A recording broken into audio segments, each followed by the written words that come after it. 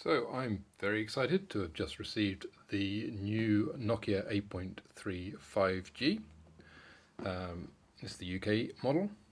So let's open up the box and see what's inside. Okay, here's the phone itself. Looking very nice.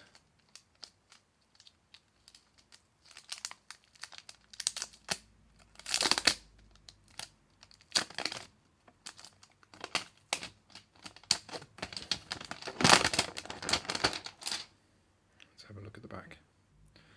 Very shiny. And of course, a few cables as well.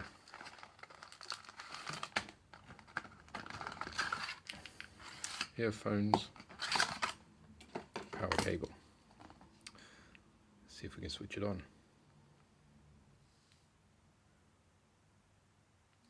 There we go.